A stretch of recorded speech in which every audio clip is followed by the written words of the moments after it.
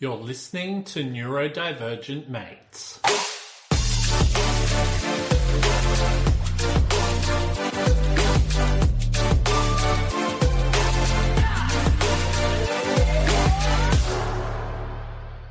Hello and welcome to another episode of Neurodivergent Mates. I'm your host, Will Wheeler, and today we're going to be going over Beyond Imagination, writing with Aphantasia and Autism with Alina Bellchambers. Alina, did I get that right? Very close. We were just before this started, we were just talking about pronunciations, and I don't think either of us have managed to get it quite right yet, but close enough. Totally. But Alina, thank you so much for being here today. We've already jumped on. We've had some pretty cool conversations, but I think there'll be a lot more to go through during the show here today. But look, before we do get into it, I'll just do a little bit of housekeeping just so we're all aware of some things. So if this is your first time listening to the podcast, please subscribe, like, and follow to all of our social media platforms. We're available on TikTok, Facebook, Instagram, X, Twitch, YouTube, and LinkedIn. Also, too, if you're listening to us on the podcast, so not the live version, please subscribe, follow us, do whatever you have to do to help with the algorithm to get the podcast out there further. Now, just a bit of a heads up, if you haven't already done so, please check out all the work we're doing at Neurodiversity Academy. You can check that out at neurodiversityacademy.com. Now, I'm not sure. I don't have a feeling it will be. Who knows? It might be. But look, we'll do a little bit of a warning. Some discussions may be triggering. If you need help, please reach out to a loved one or call emergency services. We are not doctors. This is a space for sharing experiences and strategies. Now, if you are listening to us through one of the live platforms, so through Facebook or whatever that might be, if you got a question, just put it straight into the comments there, and we might be able to answer them if they come through. You ready to rock and roll, Alina? Yeah, I'm all set. All right, nice. So, before we sort of came on, before we were having a really good conversation about, I suppose, what your journey's like and all of that. But so to kick things off, could you maybe introduce yourself and, share a little bit about your journey into writing and all of that? Sure. So I'm Alina Bellchambers. I'm the author of The Order of Masks, which you can actually probably see behind me. I don't know if I need to hold it up. And The Weight of Crowns as well, which just came out, I think, 2 weeks ago. And I grew up in my family bookstore. So I got to live the dream of being in a bookstore after hours, and I got to, pick things out for customers and get book recommendations and all the fun things. So I really loved that. It was actually a mind, body, and spirit bookstore, but I spent all my time in the fiction section. And some of my earliest memories were of stopping customers and reading them short stories that I had written. So I think a few customers still remember me, and they still sometimes come up to me and say, I remember this short story. And I'm like, oh no. Oh, wow. But yes, and I actually ended up studying psychology at university, and I've got a background in acting as well. But all my life I've been writing, and it's been as much a passion as a therapy for me. And so it's been really wonderful to get to a point where I'm pursuing it as a career. And I've kind of let go of any expectations of what my life should look like, or having, a standard 9-to-5 job. And I just really love to pursue the writing as full-time as possible. And I have various other jobs like working in retail and acting, as I mentioned, to support my writing. Yeah, nice. It's, you hear so many people like they have grown up in like music stores. Their parents have owned music stores, and yours was a bookstore type of thing. So it's no wonder you've gone down the route of like writing books and all of that. Personally, for myself being dyslexic, I think if my parents owned a bookstore, it probably would have been the worst thing ever for me. I would have loved the picture books. Yeah, books. you could have done that. Yeah, totally. But reading for me, I think that was definitely not a fun part of my life. But I'm a lot better reader than what I used to be, But look, I think and we are going to go through this a little bit more, but can you sort of maybe share a little bit about, your autism and I can't even pronounce it. How did we pronounce it again? Aphantasia. I'm hoping that that's right, or tasia. Something like that. Totally. And I was going to say, Will, everyone's got different strengths, because I know we're going to touch more on aphantasia soon, but I just wanted to say, the fact that you're dyslexic, but you can visualize really strongly, whereas, I can't visualize anything. So it's interesting. We've all got different strengths and our brains will work in different ways. Yeah, and can you actually explain? So, there might be a few people or listeners on here who haven't heard of what you live with there. Can you explain that a little bit more? So they're sort of like, because they're probably thinking, hey, man, you've got like this great visual type of thing. But for me, I don't have that at all type of thing. So can you explain that a little bit more? Because you and I were just having a really great chat around that type of thing. I think it'd be really cool for our listeners to find out a little bit more about that. Sure. So I went through life not knowing that I had it for a very long time. And when people would say that they could visualize things, or, the mind's eye, I thought that wasn't literal. I thought it was just a saying. People said the mind's eye, but that actually couldn't see in pictures. And I got to the point where I was actually studying for an exam in university, and the lecturer was talking about how to prepare for it. And it was all about visualization techniques to help in an exam situation.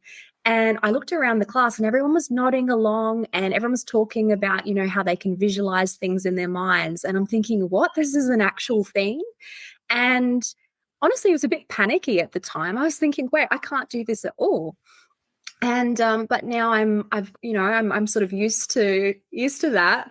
And I can't necessarily imagine, a different way. But it is tough in the sense that, if someone asks me to describe a friend or describe my parents even, I can say what I know about them. So I can say, for instance, I know that this person has like dark hair and they've got blue eyes, but I can't visualize anything in my mind. So all the little nuances of appearance and things like that, I just would struggle with that. And Will was asking. Yeah, sorry, you go. Yeah, well, I think you're about to talk about what I was going to ask. And we're sort of saying, so if you ended up, someone like robbed you or something, and they said, hey, can you give a description of what this person looks like? You wouldn't be able to do that. No, I'm, I would not be a very good witness, a very reliable witness, unfortunately. I would be able to, if I really notice something about the person that I've just got in my memory, like, oh, it was really distinctive, I can say that. But appearance is very different for me. You know what? I wouldn't want to be like with you if I ended up getting robbed or something, and they're like, "Did anyone else see it?" I'm like, "Yeah." Geez, can't remember. I seriously can't remember. And that's not paying you out or anything. No. I think it's like wow, that is interesting. Out of curiosity, Bart, like you were talking about in when you're in university, and they say, "Hey, visualize this." How did you end up getting through university out of curiosity with that? And maybe what were some of the measures that you put into place? That's interesting. Okay, look, I really struggled with anything where it's an assessment or an exam-based test. And anything that involves memory and visualization was really, really hard. So I found that I was great with assignments because obviously I had time to plan and do all of that. But yeah, the test situation, the anxiety in that and the memory side of things, it was really hard. I would rely completely on short-term memory. So it would be really like rote learning. And and not having that opportunity to really visualize notes or be able to call them up in an exam situation did make it really tough. It's something that I think really should be acknowledged in, university and in those situations if you do have something like aphantasia, because it's fairly unusual. And so when you talk to people about it, I think a lot of the time they don't know about it. Hopefully it's becoming a bit more known now, but it's definitely something that affects those situations. And I mean, I'd love to talk more about the academic side, but I struggled, even with the because I'm autistic, struggled with that, in school and fitting in, and, on the academic side as well with that, to the point where actually when I was in high school, so, I mean, I probably can't say the name of the school, but but my parents, they knew I was struggling. They moved me to this exclusive all-girls school, and I was really struggling to really fit in there, and deal with like sensory issues and not fitting in. And even the aphantasia side of things was making academics hard, but I didn't even know that at the time. But and so they called in my parents and they said, she's not so-and-so material, like I wasn't that school material. And the implication was that I wasn't going to, like amount to anything in the academic space. And so my parents actually pulled me out of school, and because my mental health was just so poor at that time. And I spent 6 months at home, and I was sleeping during the day and I was up at night writing, and I just had to retreat from the world and live in fictional characters' heads. Which has sort of gone into where you're going into now, yeah? Exactly. Yes, very much so. And that's what I guess I mean when I say writing is like a therapy for me. It's really saved my life, through a lot of times that have been quite tough. No, that's awesome. Sorry, can I just ask, have you got like cockatoos outside of your window? I do. Can you hear them as well? Oh, yeah, no. Yeah. It's okay. It's okay. But we do, I think we have a fair few American listeners on here. So for our American listeners, that noise in the background is like cockatoos. So they're sort of like white birds with like I won't get you to describe them. Would you be able to describe them? Yeah, so I can see them, so I can describe them. They've got like a yellow kind of plume. Like a mohawk type of thing, and they're white type of thing, they're really loud. And they're just getting ready for bed at the moment in the trees just right outside my study. So the trees almost looks like it's snowing because there's just white everywhere. Yeah, crazy. So if you do hear that in the background, that's what that is there. Hey, sorry, just before we do go into it, because I think it's really important, when you did disclose with the university, I'm assuming, did you disclose with the university about your issue once you sort of found out? Not autism. Yeah. Well, both. Did you end up doing both? No, because I was late diagnosed autistic. And so I only officially had the diagnosis last year. And by that time, I had completed my university degree. It took me 6 years to complete it, which probably shows, how hard it was. And it's partly because I was pushing myself being in the psychology honours pathway, and you have to have quite a high GPA to stay in the honours pathway. And so there was a lot of additional pressure. And to be honest, it was hard enough just being in that space without all of the additional things. Obviously with my company, Neurodiversity Academy, a big thing that we're looking at is, identifying the schools tertiary education providers that better understand neurodivergent people, all of that. Now, what I'm sort of getting at is if you had been able to be at a school that would have understood that and been able to put proper practices in place for that, do you think maybe you would have got through that a lot better? What are your thoughts? Definitely. I think that is so important. And I really wish that I had that knowledge when I was growing up and in school and in university, and I had been able to be somewhere that would make accommodations and that understood that. And I wish that I'd understood myself. Because I think that's the thing with being diagnosed with autism, is that it's given me this real sense of self-acceptance and the ability to sort of think about what I need to do in terms of putting boundaries in place and in terms of being able to cope with life. And it doesn't necessarily mean that it's a magic fix, because you've still got the struggles, but you can put a name to them. You can understand and you can be kinder to yourself, because that's something that I really haven't been, I've really had in my head that, okay, this is what I should be doing. This is what everyone else seems to be doing, and had very high expectations. And yeah, it would have been much better if I could have made accommodations, in those settings. Yeah. Yeah, and also too that now you've been diagnosed, and I know this is going off a little bit off track, but like I think it just fits in well with everything. Are you were saying that you're really struggling to fit in, right? When you were at that school and everything. Do you find that now, especially that you know yourself a hell of a lot better, that you're able to connect with people maybe more like yourself, and you feel like you're able to fit in a lot more now?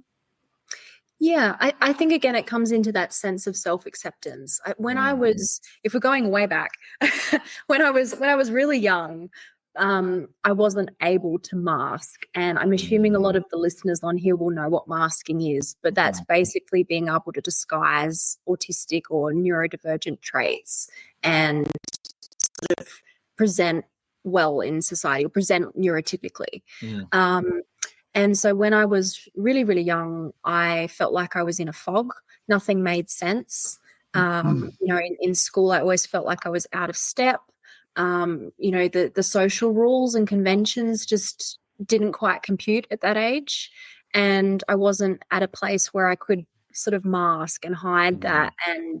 And so as a result of that experience growing up and feeling like the odd one out and feeling like I was strange, or you know what I mean?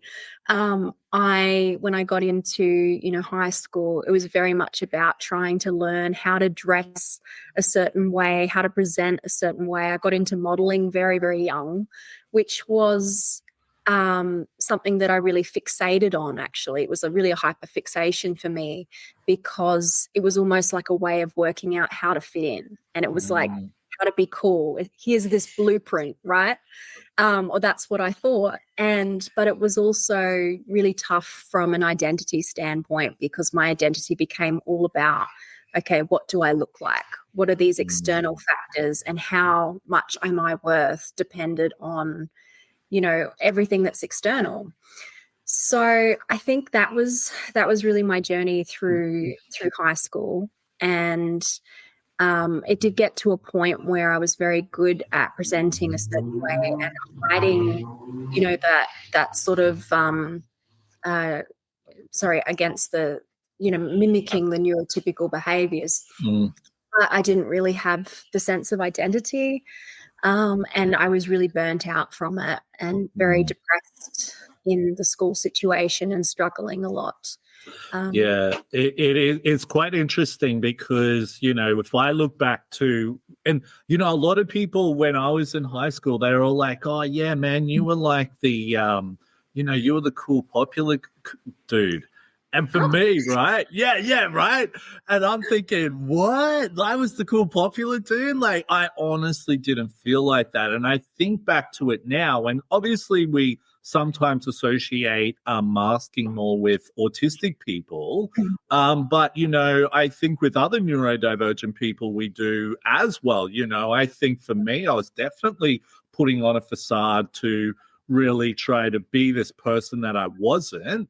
And I think as well, especially once I did get into those later teens, that was where, drugs and alcohol really took an effect on my life, because I was going into situations where I'm like, oh my God, I just need this to almost like black everything out so I can just perform, if that makes sense. Yeah, that absolutely makes sense. And I think for me, maybe luckily for me, alcohol actually doesn't seem to have an effect, which is, I don't know. That is pretty, what, can you just like keep drinking and nothing happens? It makes me feel tired and out of it and dizzy, and then I get really anxious the next day. So I don't drink alcohol as a result of that. It doesn't get me out of my head.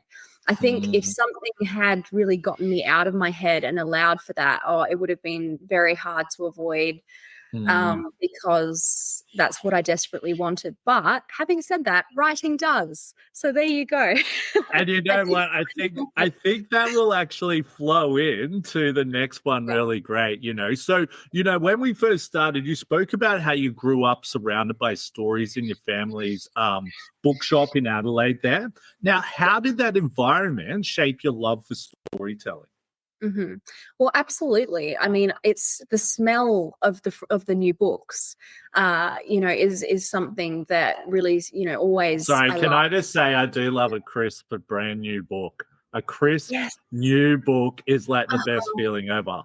So cool. And no, like to this day, and I know we're talking about, you know, the fact that I can't necessarily like hear and smell things and see things with aphantasia, but certainly, you know, if I pick up a book and I smell that new book smell, it does bring me back, you know, to my childhood.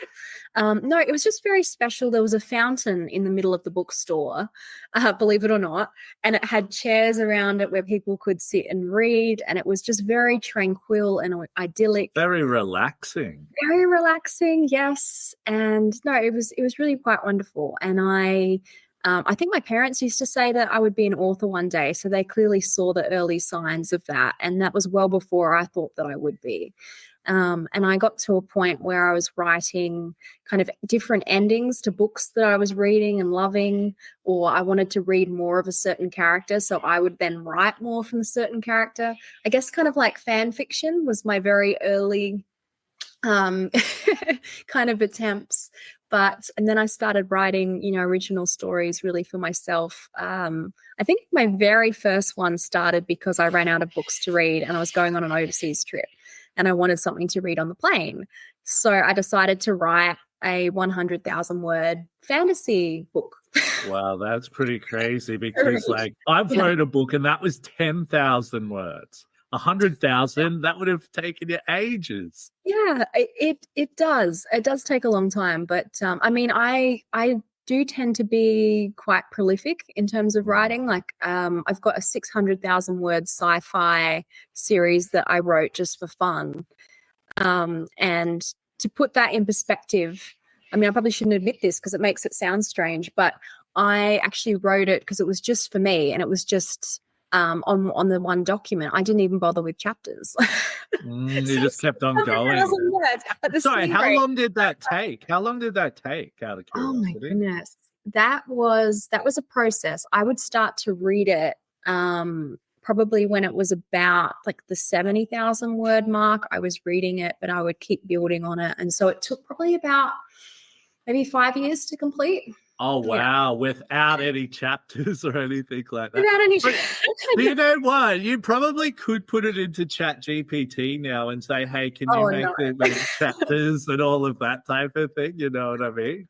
But I'm assuming that would destroy what you sort of created. It would. What I could do is I could do that myself, but I feel like it would need the human element, like the feel of it. And I'd need to. One thing that I always really like to do with my chapters, which I do in the Order of Masks and the Weight of Crowns, is I end every single chapter on a cliffhanger. And so my publisher actually said to me that she felt like she could publish a whole book just with those endings of every chapter. So I'm quite particular. So I would definitely have to rewrite it with chapters in mind. Because right, your books, and correct me if I'm wrong, they're sort of like Game of Thrones type of thing, correct? Right? And if you like, I didn't read the Game of Thrones book, but I watched the thing. There was always a cliffhanger, and you're like, oh my god, I can't. So similar type of thing, right? Exactly. I've got all the morally grey characters. I'm quite fascinated by those sorts of characters, I think, with my background in psychology and interest in criminology. And so you've got that. You've got the court politics. It's really quite cutthroat court politics. You know, it's like who's going to claim the crown, who's going to betray who to get there, which allies can you trust. It's a little bit Roman inspired, so it's got sort of gladiatorial games in it as well. It's got magical orders, like seers, warriors, and basically magical assassins. So yeah, it was very fun to write. It's very much an epic fantasy with big countries and battles and things like that. And so you know, obviously you got into your acting and all of that type of stuff as well. But do you feel that the reason why you got into acting was because you wrote all of these things? You actually wanted to play the characters as well? Definitely. I think it goes back to masking. That's really what got me into acting, because at one point I was feeling like, and I feel like I've built my sense of identity a lot more now. But when I was a lot younger, it would almost feel like I would change identities depending on who I was talking to, because I was trying to present, neurotypically without even realizing what I was trying to do. And so it made sense to go into acting. It was just a natural extension of what I was already doing effectively. And I've always felt an affinity for that. I feel like I empathize really, really strongly, probably too strongly. I feel like it's quite, it almost feels like I don't have that, I don't know, that emotional second skin, it just feels like anything that I feel, it just goes, it's very strong.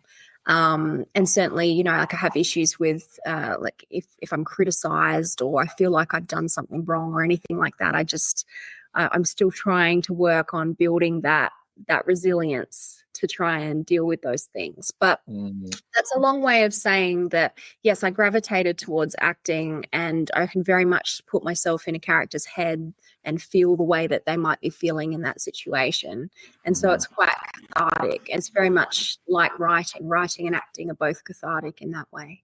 Yeah. And that's probably why some of the best actors in the world are autistic, right? Because that's what they've been doing their whole life. It's acting a lot of the time, Exactly. And I mean, people, I worried about, sort of coming out as autistic and what the response was going to be.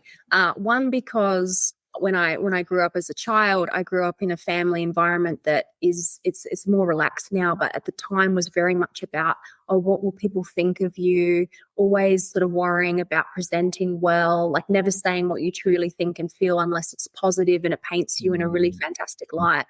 And so it was almost that old-fashioned approach where you don't admit if you're depressed, you don't talk about anxiety. And I think that was a normal thing back when we were younger, It was, definitely. And it's so nice that things have changed now and people are so open about it.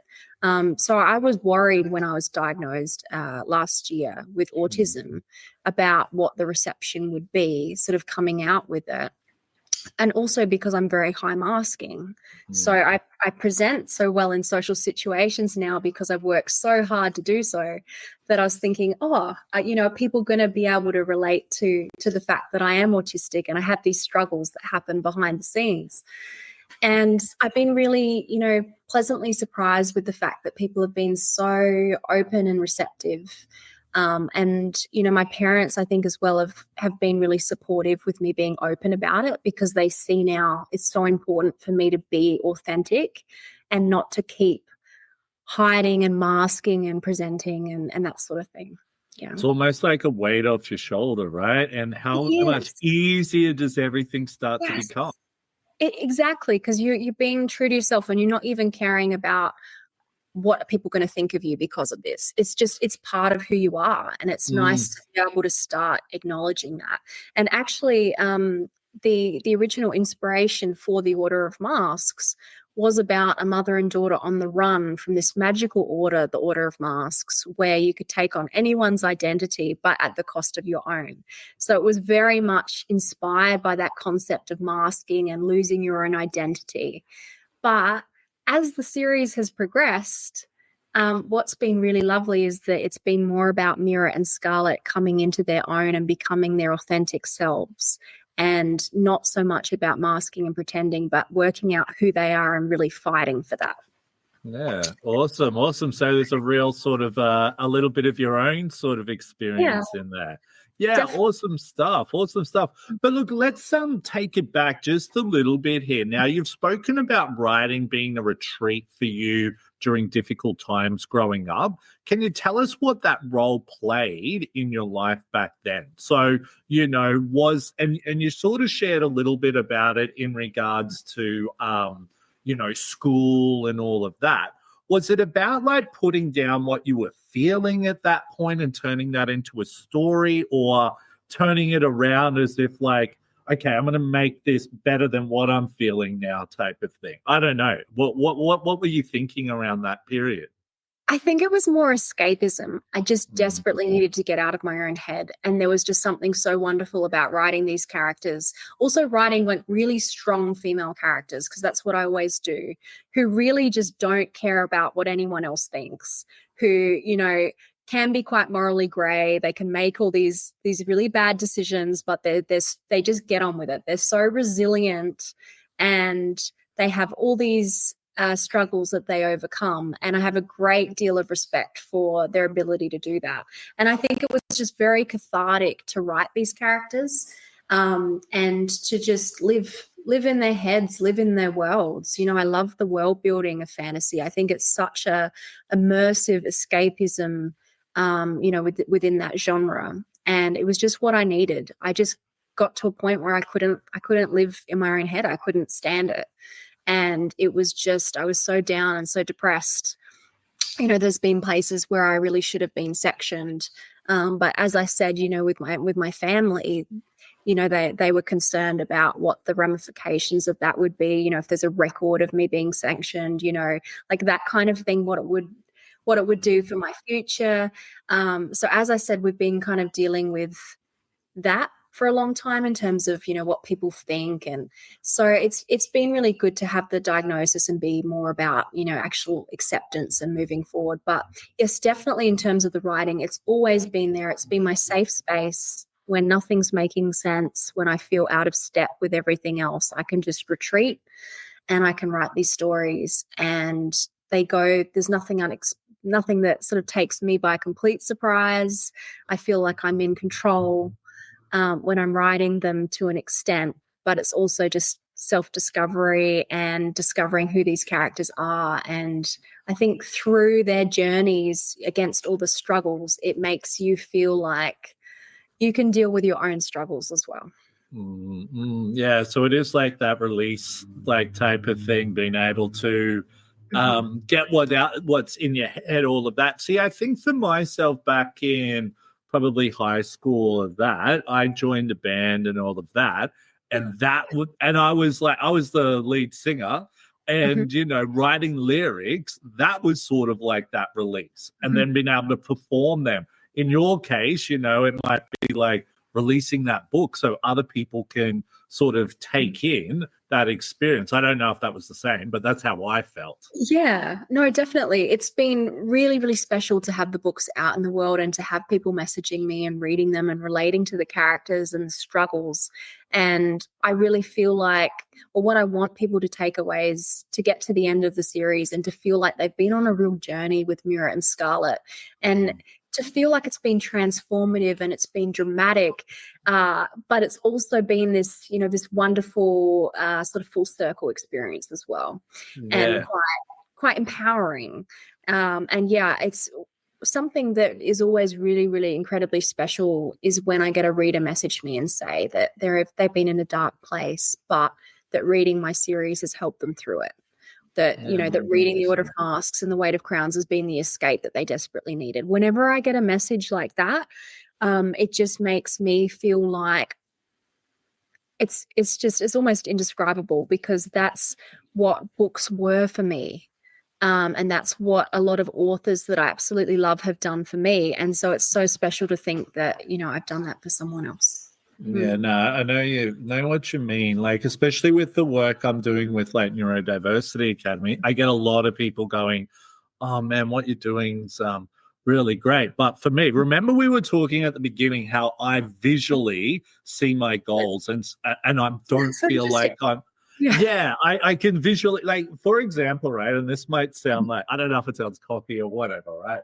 But I remember as a kid, right, I would always like play like cars and Lego and all of that, right? And I remember, like, I want to be a successful business person, right? I want to build a successful people. I want to help people, right? But, right, I remember as a kid, I would like have all my Matchbox cars lined up. I'd have like this house that like this big mansion, my boat, my Lego boat I made at the back there, and I would pretend I was like, and I sort of look at that now, and I'm like, I was thinking about what I'm going to be like when I'm older, type of thing, you know. I was visualizing that then, type of thing. But what was I sort of getting at? But what I was trying to say before, I get a lot of people reach out to me, type of thing, and they're like, "Oh, Will, you know, it's amazing what you're doing, all of that." And like I said, I visually see my goals, all of that. And sometimes I feel like, I don't know if it's imposter syndrome or something like that, because I can't see the goals that I'm working towards in place yet, but people may be inspired by that type of thing, which I'm finding it a little bit hard, because I'm like, I'm just not there yet, but it is working, if that makes sense. That's good. Is it kind of like manifesting? Because I've heard that's something it could be manifesting, because what it is, I think a big thing, especially with business, like businesses are so hard, right? And like what I find is that, you know, in your head, you can see everything. Or in my head, I can see everything, right? I know you probably would struggle with that. But, you know, I can see us making progress, right? And we're making awesome progress, but it's not quite there yet, right? So you could say it's manifesting, because it's like, oh my God, we're almost there, you know, come on, you know, things like that. And it can be so difficult at times, type of things. But yeah, I hear what you're saying. It is a good feeling when people do reach out to you and you sort of feel like, yeah, it's working. What I'm doing, you know, it is working, you know, if that makes sense. Yeah, but I think it's most powerful when someone reaches out and and your writing has made them feel something, you know, and it's given them some relief, you know, or distracted them from their lives, or just something with emotion. I think as soon as I hear that, more so than, you know, I get readers saying, you know, oh, I loved it so much, and that's great. I love that. That's amazing. But it's when readers kind of message me and say, look, it's really changed my life, and I needed to read it when I was in a dark place. It's, you know, that kind of thing is really amazing. Yeah, totally. You know, like I couldn't properly read until I was like 27, right? I was like very like now I can read pretty good. But you know, so the book that I actually learned to read from was, do you listen to music much? I do, yes. Yeah, okay. So you would obviously know who the Red Hot Chili Peppers are, right? Oh yeah, of course. Yeah, okay, cool. So I don't know if you've ever read Anthony Kiedis's book Scar Tissue. I don't think so. Okay, that's fine. Not everyone would have read it. But I remember when I was traveling, right, that like you know, I'd gone to travel for a few years to escape, right? I needed to find myself. I was in a bit of a dark place. I really needed to find who I was, right? And I could hardly read back then, right? And it was almost like a experience to go out on my own and just learn, right? And I remember I was so poor, right, that I couldn't afford to go out and party and all of those types of things. But I remember everyone was reading this Scar Tissue book at this point in time, and people were like, oh man, this book's awesome and all of that. And I'm thinking, oh man, if only I could read, you know, I could experience the same things that these people. And I remember I got to a point and I was like, you know what, I'm actually going to, like, because I could sort of read, but there would just be some words that I just couldn't figure out. I remember I made this game up where I was like, all right, now what I'm going to do, you're not allowed to move on until you've worded the word out and you've got it, then you can move on. So I remember I got through a page, got through a chapter, another chapter, and then the next thing I finished a book, right? And it was like, oh my God, I finished a book. And people looking at me like, yeah, man, I finished like 100 books, you know. But what I'm sort of getting at is that was almost that same feeling that these people are reaching out to you and saying, man, this has changed my life. You just don't know what you're doing, how that's affecting people, if that makes sense. Exactly. And actually that reminds me too of my experience when I was reading. I was actually a slow reader to get started, which is really weird considering where I'm at now and the fact that, you know, I love books. But when I was really, really young, I was actually behind the rest of the class, and that's something that I've struggled with. I have a slight delay, like a learning delay whenever it's a new skill, but then I find that if I persist, I usually end up being really good at it if I really focus on it and like I knuckle down and it's almost that hyperfixation thing. But so I remember the very first book that I think the fantasy book that Dad was reading to me was Deltora Quest. And I absolutely fell in love with fantasy. And then suddenly I just zoomed ahead and I was reading like year levels ahead, in school. And I was like just obsessed with the fantasy genre. So are you into like your pop culture? Like, do you go to like Comic-Con and things like that? Like, do you get dressed up and everything? Well, do you know what? I had a recent experience. I had a photo shoot on Monday for an amazing designer. She did such a good job. She's a TAFE student, and her designs are incredible. It was for like the Red Queen in Alice in Wonderland. So it was. I'll have to post something on Instagram, but it had this massive. I think it was at least 10 meters the skirt. So it's like coming way out for a train. I had to have about 4 people helping me sort of move around just to position me for the photos. But it was so elaborate, black and red. It really reminded me of one of my characters in particular, Scarlet from The Order of Masks, and kind of like a little bit villainous and like very dramatic, kind of ball gownish. So I feel like I have had the opportunity to dress up as my characters very recently, but it was fun. Yeah, I'd love to do something. It's just a lot of neurodivergent people are into like that pop culture and stuff like that. And I was like, wonder if you're like into going to all of those things. I would be, and I should do that. Yeah. Yeah, they're actually pretty fun. Like I went to one of them one day and I didn't think I would like it, but it was actually pretty cool. I would have liked if there was like a bar there. Like, not that I'm a big drinker, but it would have just calmed my nerves a little bit in big crowds, I feel you too as well. It's hard, isn't it? I think that's something that a lot of neurodivergent people relate to, is that social situations are stressful.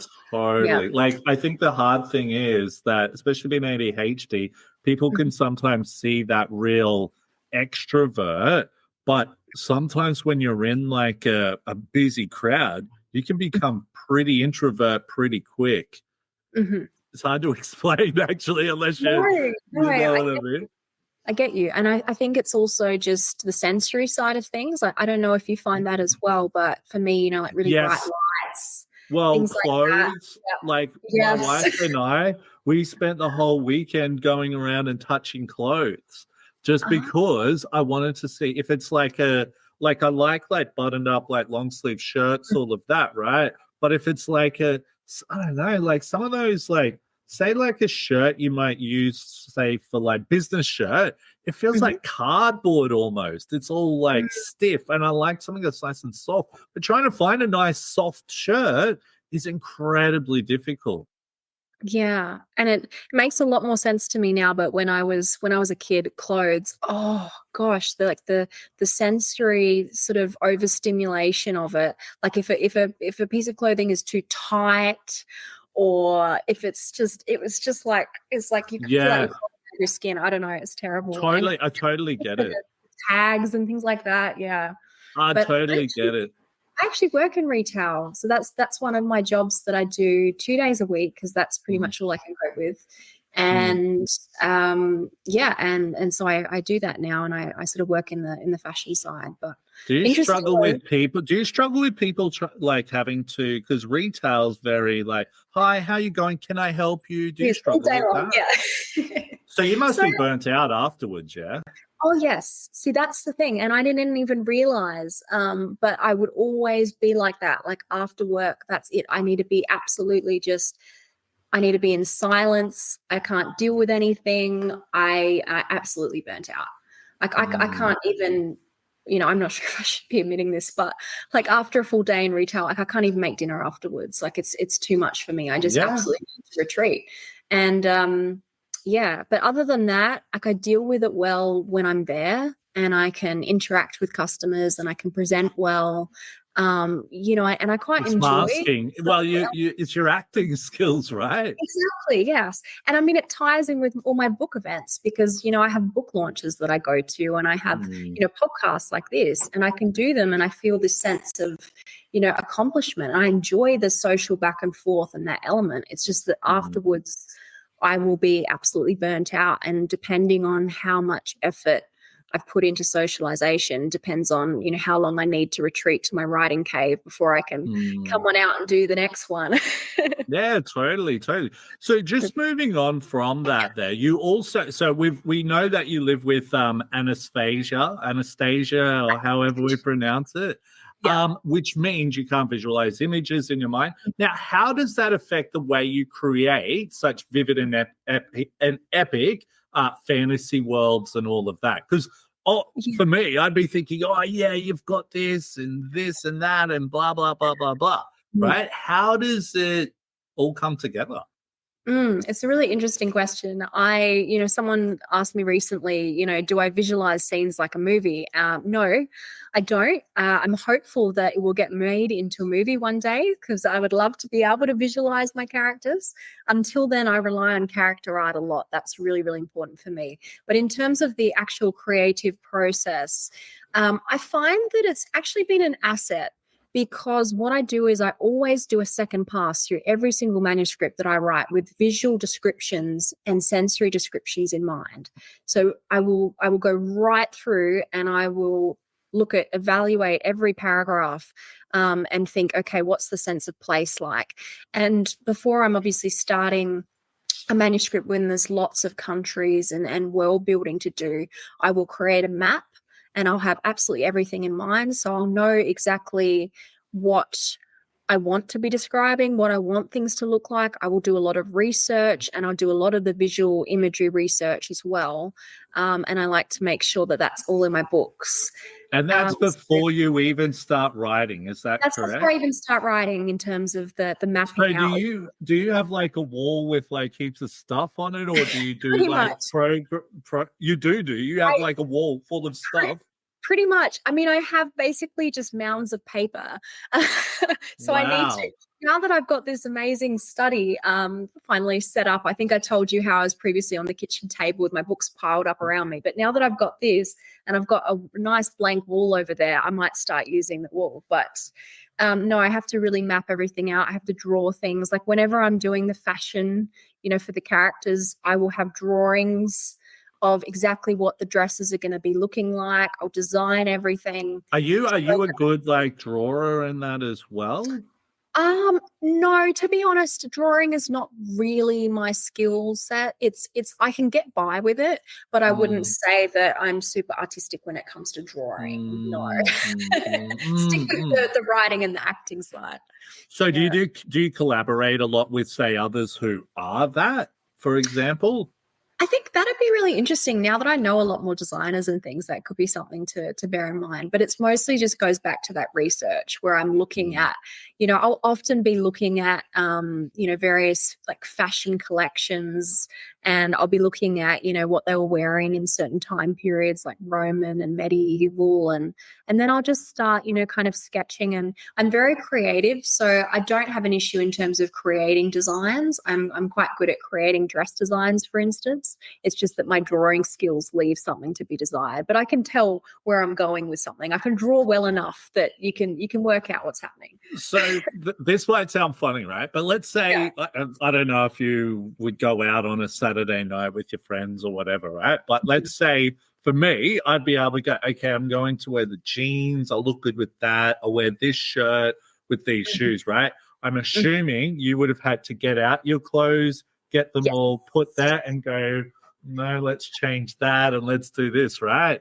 Yes, and that's interesting. I hadn't even thought of that. But no, I have to try on all my clothes unless I've got photos of previous events that I've done with the clothes. And then I usually think, I can wear that outfit that worked really well that day. And then I'll usually try it on and just make sure it's still working. Because, with the background in modeling, I'm very like, how am I presenting today?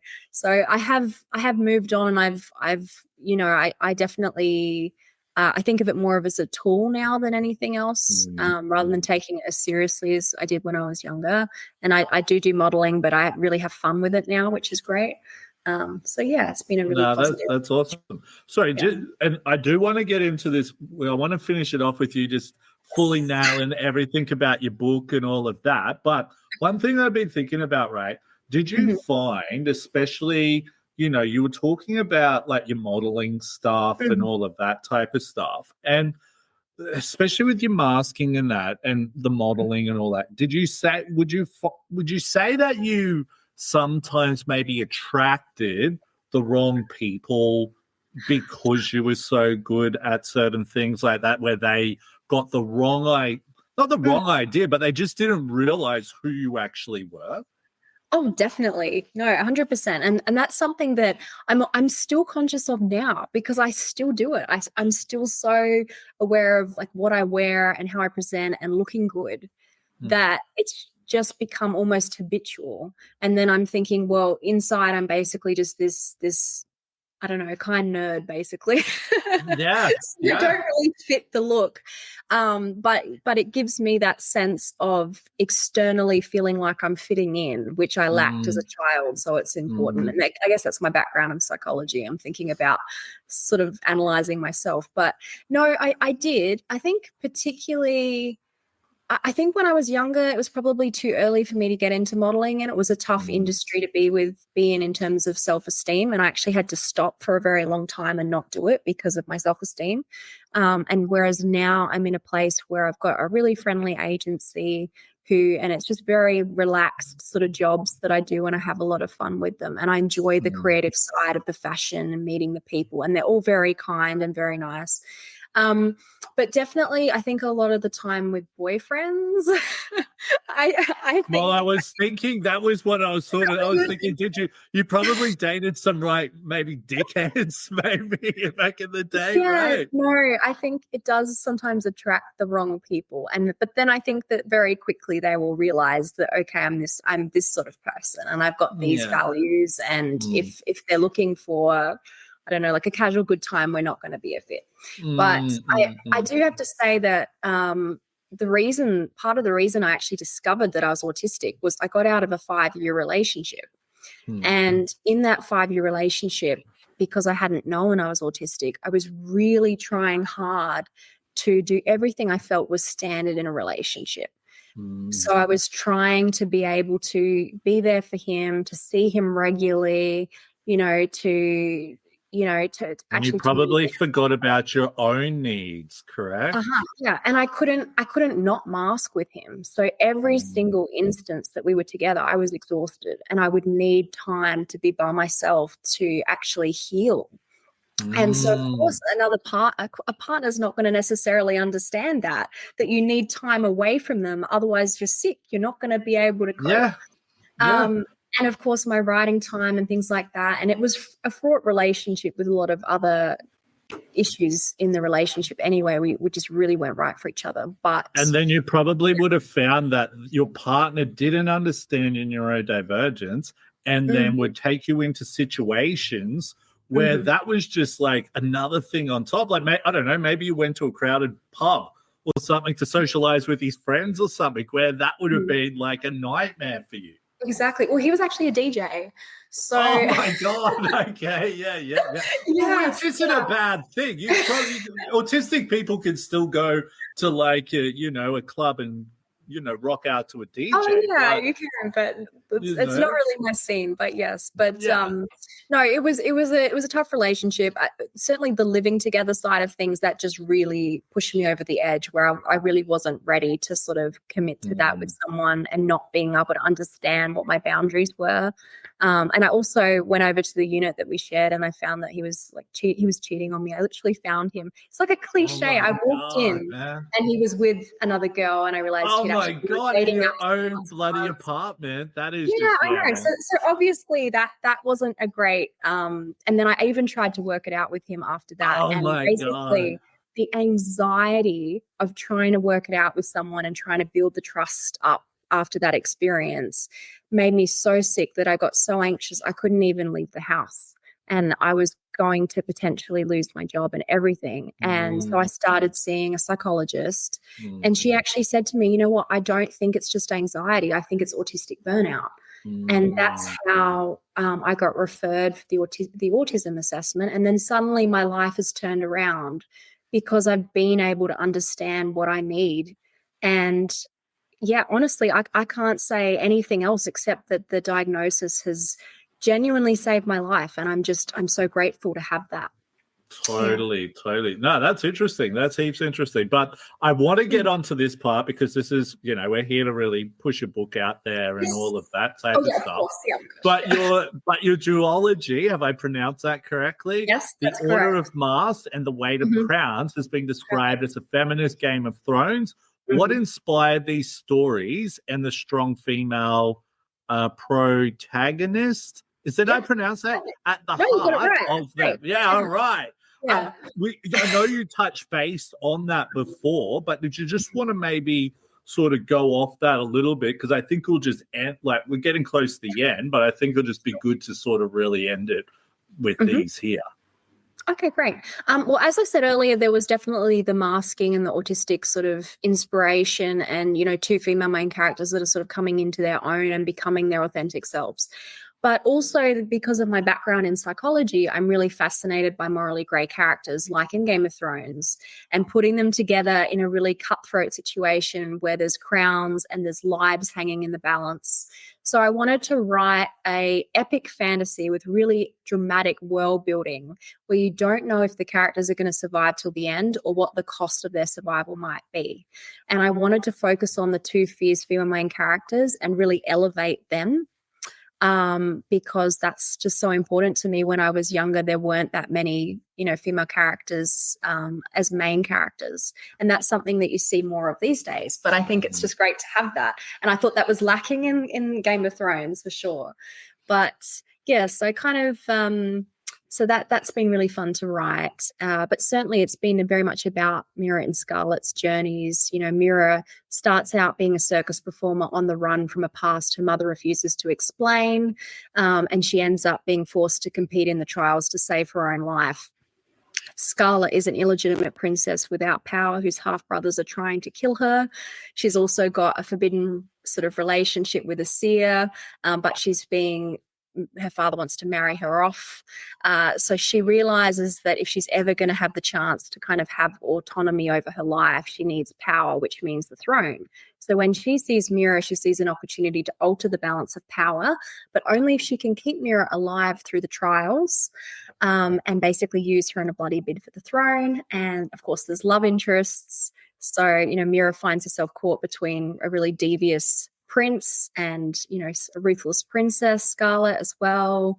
And she's got, I shouldn't go into too much, but there's like enemies to lovers and things like that. And all the fun. No, that sounds pretty old. They should make a movie out of that. They should, yes. Am I right? If there's any one who wants to make a movie out of this from Hollywood listening, definitely. I knew you first. Yeah. So, no, awesome stuff there. Now, for our listeners, if they are listening and they want to check out your books or connect with you, what's the best thing to do? So I'm on Instagram, TikTok, and Threads, Facebook as well. So Facebook is just under my name, Alina Bellchambers, and everything else is Alina Bell Writes. So Alina and then BELL Writes. That's me on Instagram. And so Instagram is where I'm most active, and I really love connecting with readers on there. But yeah, pretty much anywhere. Where can they get your books from? Do you have any signings coming up or anything like that? Yeah, I've just got back from my national book tour. So I've been in Sydney and Melbourne for book tours and launches, and I've just had my Adelaide launch as well. Oh, it's a pity I didn't do this before you came to Sydney, because I could have. I would have. Another time I'll be coming. You know what? I would have walked into your book signing and gone, "Hey, how's it going?" And I'm like, "Don't you recognize me?" Because that's something that we haven't even talked about yet. We've got too much to talk about and too little time. But but the facial recognition. But yes, totally. Yeah, but no, I will be definitely hoping to do more interstate events around the place. But you can get my books pretty much any bookstore. And if they don't have it in stock, they can order it in for you. So any bookstore is fine. And also online through the Macmillan website, you can just type the Order of Masks or the Weight of Crowns, and they have all the various links. But I've got an audio book, so that's usually on Audible and Spotify, and I think a few other places, and of course the ebook as well. So it's very widely available. Yeah. So if it's an audio book, have you done like the voiceover for it, or? No, I always thought about it. I was almost going to say to my publishers, can I do the audio book?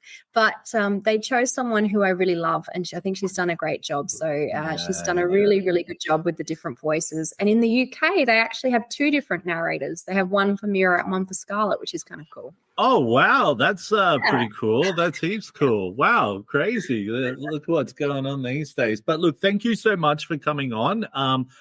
We did get to go through all the questions or everything, but I think we've covered a fair bit there. So, look, thank you so much for coming on today. Hopefully you had some fun. Did you have fun? No, I absolutely had fun. It's great to chat with you, and I think it's so nice to have this podcast. I'm going to be a regular listener now too as well. Yeah, definitely check out some of the other episodes and the new ones that are going to be coming out shortly. But what I will do, this comes out as a blog as well. So I'll try and link people back to your book, all of that thing, so people can check that out. And you can check that out at the Neurodiversity Academy website there. But look, thank you so much for coming on the show today. It's been really it's actually been quite mind-opening, especially sharing. Yeah, because it's something different that I've been wanting to learn about for a while. So it's actually been really good. So thank you so much. Thanks. I hear the cockatoos must have gone to bed now. So, I think they're settled now. Yeah, totally. But look, thank you so much for coming on. And for anyone else who hasn't already done so, please subscribe, like, and follow to all of our social media platforms. I'm your host, Will Wheeler, and this is Neurodivergent Mates. Till next time.